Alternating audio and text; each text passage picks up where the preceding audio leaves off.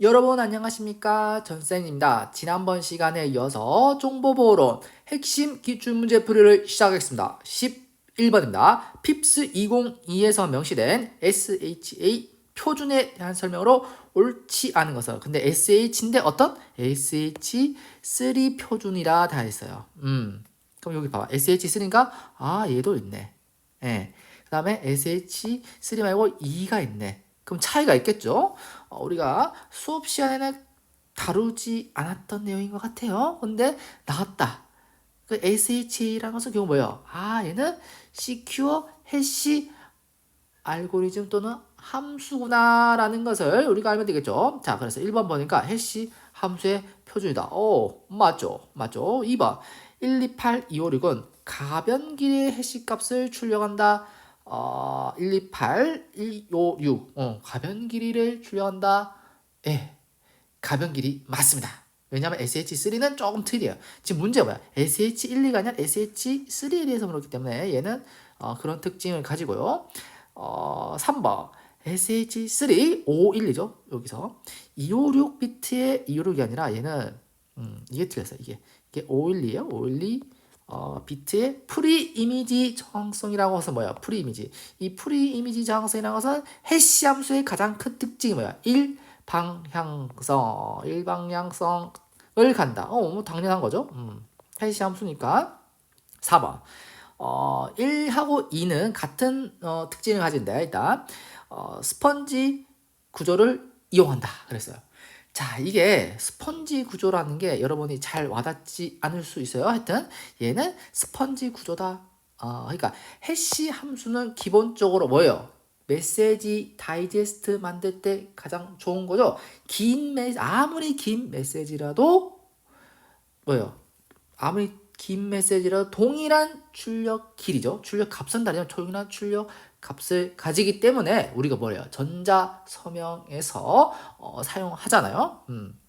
메시지 다이제스트 할 때 아니면은 HMAC 그래서 메시지 인증 코드에서 해시 알고리즘 이용하기도 하죠. 메시지 길이가 긴 경우 해시 함수를 이용하면은 효율적이다 말이지. 왜? 해시 함수의 특징은 뭐다? 아무리 길더라도 메시지가 출력값의 길이는 항상 일정하기 때문에 그래요. 그런 특징이기 때문에 해시 함수를 쓴다. 해시 함수는 뭐 일방향성, 뭐 약한 충돌 저항성, 강한 충돌 저항성 뭐 이런 게 있다. 근데 여기서는 자 그러면은 SH12 그래서 쉽게 말하면 샤12, 샤3 요 비교 한번 볼게요. 그러면은 이게 어떻게 하냐? 얘는 음?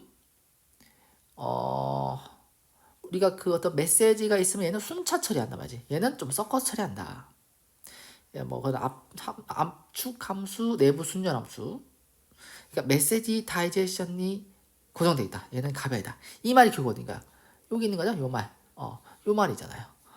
이 말이 되겠습니다. 요 말이 가변길이의 시값을 출력한다는 게 결국 요거를 말하는 거다. 그래서 샤3을 많이 쓰죠. 더 강한 내성을 가지니까. 그래서 뭐 요거는 제가 수업 시간에 크게 다루지 않았던 이유는 뭐예요? 어, 이게 다음에 나올 가능성 낮다. 한 5년 뒤에 나올 것 같아요.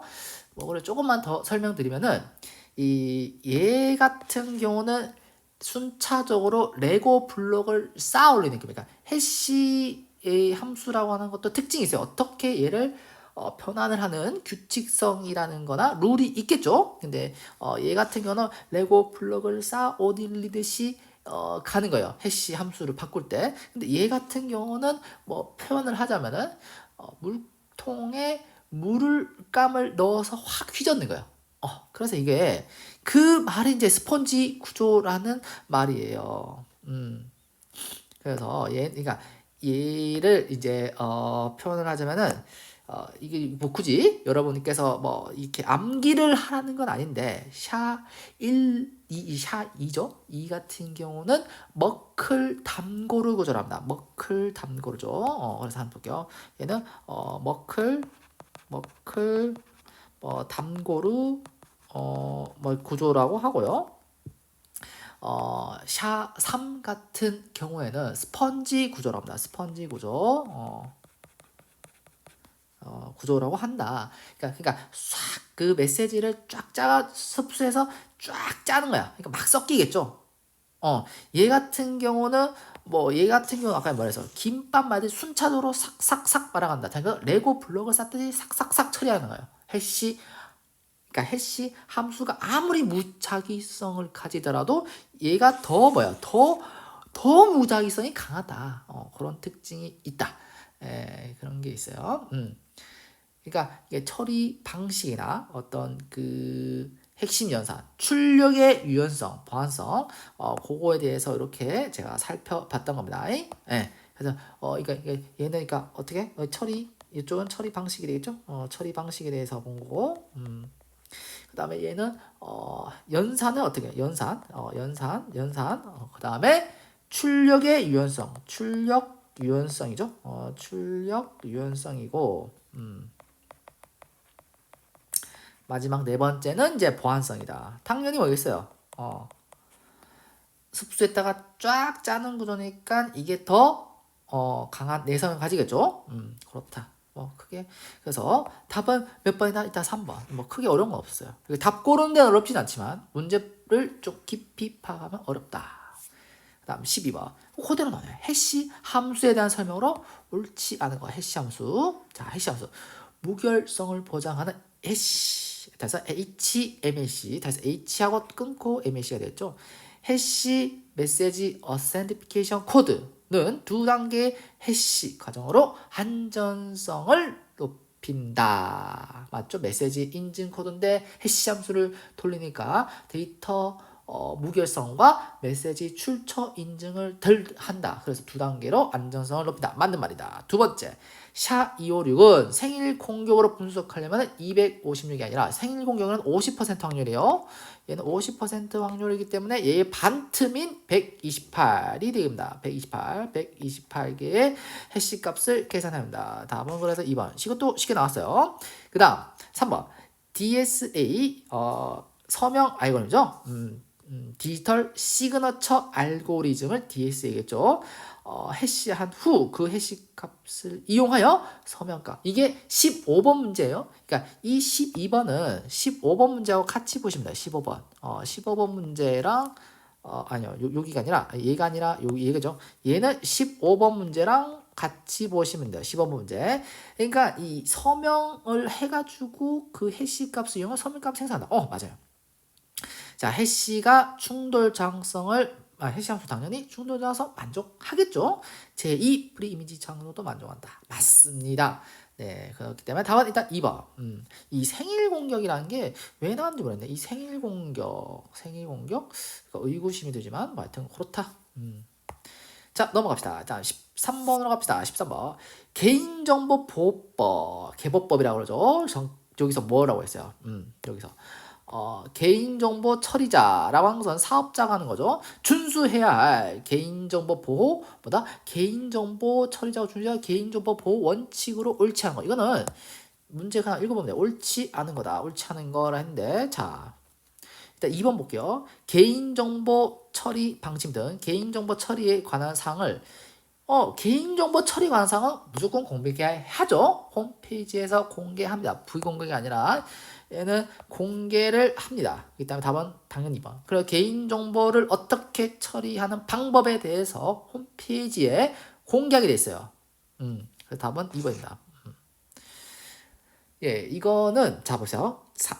개보법의 제3조 개인정보 보호 원칙에 있는 조항들을 가지고 온 문제예요. 그래서 볼게요. 한번 읽어볼게요.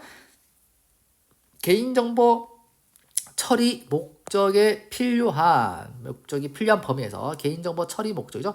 개인정보 처리 목적에 필요한 범위에서 개인정보의 정확성, 완전성 및 최신성이 보장되도록 해야 한다. 이건 제 3항이 있어요. 그 다음에 2번 같은 경우는 여기 2번 공개해야 한다. 이거는 5항이 있고요. 그 다음 개인정보 처리 목적에 필요한 이거 똑같네요. 개인정보 처리 목적에 필요한 범위에서 적합하게 개인정보를 처리 당연히 해야 되는 거고 그 목적의 용도로 활용해서 안 된다. 이거는 제 2항이 있습니다. 그 다음 개인정보 주체 사생활 침해를 최소화하는 방법으로 개인정보 사생활 침해를 최소화. 이거는 제6항에 있습니다. 네, 그래서 답은 일단 2번이다. 14번. 이거는 왜 나온지 모르겠는데 양자 컴퓨팅과 그에 대응하는 암호 기법으로 대응하면 옳지 않아. 이거는 약간 상식으로 풀 수도 있어요. 자, 일단 2번 볼게요. AES라고 해서는 기본적인 대칭키 중에서 256, AES 256 이상적인 양자 컴퓨팅 하에서 256비트의 안정성을 보장을 해요? 안 되죠. 왜냐면 3번을 보세요. 이상적인 양자 컴퓨팅 하에서 이런 말이 맞나요? 이상적인 양자 컴퓨팅 하에서 이상적인 양자 컴퓨팅 하에서 이런 말이 맞나요? 이상적인 양자 컴퓨팅 하에서 이 말, 그 다음에 RSA 및 ECC는 더 이상 안전하지 않다. 더 이상 안전하지 않으니까 이 2번 말은 아예 말이 안 맞지. 보장을 못 하는 거죠. 네, 지금 양자 컴퓨팅 하에서는 지금 뭐요? 암호 화폐, 다시 비트코인이나 이더리움 또 다 뭐요? 지갑의 안정성이 분산 저장하더라도 다 뚫리는데 안전하지 않으니까 보장을 할 수 있어요? 못하겠어요? 보장을 못하죠. 이건 상식적으로 푸는 문제다. 양자 컴퓨팅 하면 요즘 뭐요? 뭐 큐비트라고 해서 0과 1 그것에 중첩되는 값이 있어서 이거 동시에 병렬적으로 처리하기 때문에 우리가 기존 트랜지스터에서 다루는 0과 1보다 훨씬 더 빠르다 그랬죠? 그래서 보통 큐비트가 100개 이상이 의미가 있다. 그런 거는 뭐 상식적으로 들어주시면 되겠습니다. 15번을 마지막으로 해서 조금 끊고 가겠습니다. 15번은 그리고 굉장히 뭐다? 중요하다. 이거는 제가 중요하다. 왜 중요하냐? 전자서명은 여러분 그냥 전자서명에서 끝내냐? 아니다. 뭐다? 얘는 해시 함수를 이용하기 때문에 그래요. 자, 일단 답부터 한번 확인해 볼게요. 자, 봅시다. 자, 전자서명의 공개키 암호. 그러니까 전자서명이야. 전자서명을 이용해서 메시지를 보낸다. A에서 B로 보낸단 말이죠. 그럼 여기서 A가 송신자가 되고 B가 수신자가 되겠네요. 제가 미리 좀 그렸습니다. 그러면은 문제 봅시다. 맨 처음에 뭐 했어요? 맨 처음에 이 메시지의 해시 값을 구하는 거니까 다가 1번. 다시 서 다가 아닌 거 1 이렇게 나와요. 3번, 4번 중에 답이 되겠네. 그 다음에 가가 될지 라가 될지 보세요. 이 해시 값을 구하고 그 다음에 전자서명을 누가 해요? 이 A가 전자서명하죠. 본인의 A의 개인 키로 그래서 A의 이 개인 키로 전자서명을 합니다. 그러니까 답이 몇 번이에요? 3번 끝. 더 이상 볼 필요 없어요. 하지만 끝까지 한번 볼게요. 그 다음 전자서명 직걸로 하고 직걸로 하고 그 다음에 뭘까요?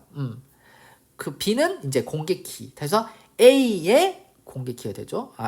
미안하다. B의 공개키를 이용한 하이브리드 방식으로 그 M과 메시지와 전자서명 암호화하겠죠. 그리고 마지막 나가 중요하죠. 그래서 이렇게 A의 서명 검증키와 B를 검증키와 암호문을 B에게 전송한다. 네, 뭐 거창하게 뭐 이렇게 글을 적었지만 일단 답은 3번입니다. 그러니까 제일 처음은 그러니까 메시지의 해시 값을 구한다는 것은 결국 이 뭔 말이야 이거. 요거에 그리고 메시지 다이제스트 값을 구한다 이 말이죠. 네, 이걸 조금만 더 쉽게 제가 좀 설명할게요. 좀 틀린 부분이 있을 수 있는데 간결하게 여러분들 설명드리기 위해서 제가 이렇게 하는 거다 이해해 주시기 바랍니다. 자, 그러니까 메시지가 있고 이 해시 함수를 통해서 메시지 다이제스트 만든 거지. 이게 뭐예요, 결국? 이게 전자서명에 대해서 본 거예요, 여러분. 제가 분명히 말하는데 뭐 해야 된다? 이 전자서명을 이용한 메시지를 안전하게 전송하는 거. 메시지 전송하는 거예요. 그러면 일단 메시지 다이제스트 만들어. 그 메시지 다이제스트 만들고 그 뒤에 전자서명을 붙이는데 이 서명자의 개인키를 붙여야겠죠? 서명자의 개인키를 붙인다. 네. 하는 거고, 그죠? 요렇게 DS라고 해서 디지털 시그너처라 그래가지고, 시그니처. 그래서 여기 붙인 거고. 그러니까 수신자도 똑같이 해요. 하고, 뒤에 서명 검증하기 위해서 디지털 시그니처 붙인데, 여기 잠됐네. 요거는, 송신자 아니라 수신자 되죠. 그래서 B의 공개 키를 이용해 한다. B의 공개 키를 이용한다. 이렇게 되면 돼요. 그러니까 이 전자 서명 같은 경우는 어떻게 제3자 인증해서 제3자 인증이 가장 중요한 특징이다라는 거. 그래서 뭐예요? 가장 큰 특징. 제3자니까 결국 부인 방지의 특징을 가진다. 자, 그 다음에 요랑 하나 더 봐야 되는 게 제가 여기 보셔. 자, 제가 여기 하나 볼게요. 여기. 자, 요게 뭐예요, 지금? 자, 요 네모 치워주는 거. 예, 얘는 메시지 인증 코드에 대해서 하는 거예요. 메시지 인증 코드. 그러니까 얘 같은 경우는 메시지 인증 코드다 해서 메시지가 똑같이 와요. 그러면 이 K1, K2는 서로 대칭해요. 그래서 맥 알고리즘, MAC 알고리즘 돌리면 이 똑같이 메시지 어센티피케이션 코드가 나올 거 아니에요. 그러니까 요걸 비교해서 무결성 확인한 거야. 그러니까 이 무결성 확인이라는 게 그거 뭐예요? 상호 제3자가 아닌 게 상호 인증이에요. 상호 인증. 이게 상호 인증이라고 해서 상호 인증이다. 그래서 이게 여기서 그러니까 메시지 인증 코드에 대해서 우리가 또 공격이 있죠. 어떤 공격이 있어요? 공격이 있어. 어떤 공격? 제 리얼 리플레이 어택이라서 리플레이 어택이 있습니다. 리플레이 어택이 있다. 그래서 요거에 대해서 이 공격에 대해서 우리가 방지하기 위해서 뭐 시퀀스 넘버나 타임스탬프, 나운스를 이용해서 이거를 막을 수 있다, 뭐 예방을 할 수 있다. 이런 거 좀 봐주십니다. 자, 중요한 거 뭐다? 전자서명으로 메시지 보낼 때 왜 우리가 해시 함수 써요? 해시 함수의 가장 큰 특징, 제가 아까 10 몇 번? 2번에서도 11번에 설명드렸잖아. 해시 함수의 가장 큰 특징이 뭐야? 메시지 길이가 막 엄청 길어요. 메시지 길이가 막 쭉 길어. 메시지 길이가 막 이만큼 길어. 어떤 거 길이 막 길더라도 이거를 해시 함수에 돌리면은 이렇게 기나, 이렇게 하나, 이렇게 해서 이렇게 짧으나, 해시 함수를 돌리면 어떻게 된다? 해시 함수를 돌리면은 다 똑같이 이 일정한 길이의 값이 출력이 된단 말이지. 그게 가장 큰 장점이에요. 일방향성은 당연히 있는 거고.